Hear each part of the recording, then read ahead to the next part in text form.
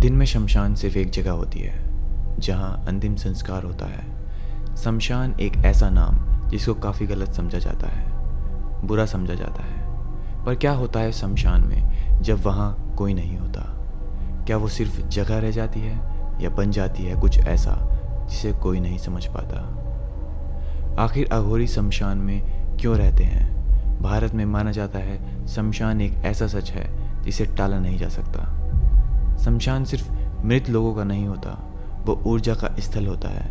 कुछ बातों की माने तो शमशान रात के बाद शमशान नहीं होता, वो बनता है कुछ ऐसा जो आप, मैं या हम नहीं जानते।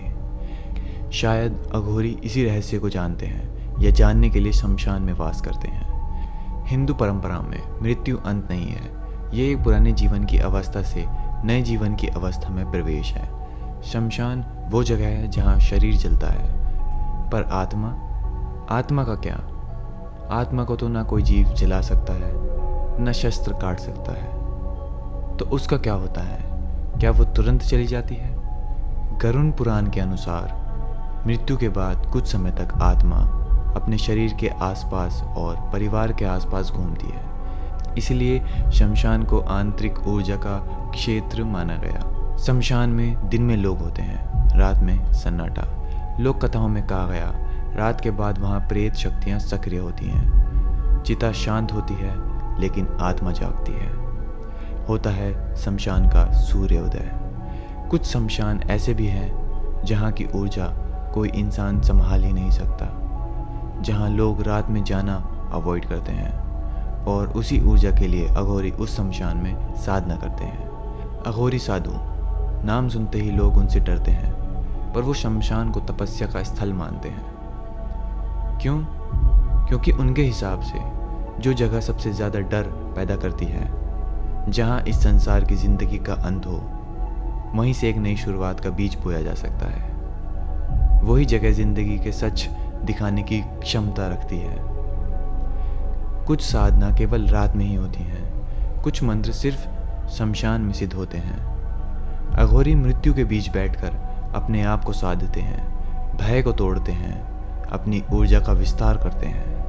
अब सवाल उठता है, क्या ये अंधविश्वास है या पुरानी तंत्र परंपरा या कोई ऐसा तंत्र रहस्य है जो अभी तक अनसुना है? लोक विश्वास के मुताबिक प्रेत, पिशाच, ब्रह्म राक्षस, मसान, ये सब शमशान से जुड़े हुए माने गए हैं। पर इंटरेस्टिंग बात यह है, हर आत्मा दुष्ट या बुरी नहीं होती, कुछ सिर्फ अपनी मुक्ति चाहती हैं।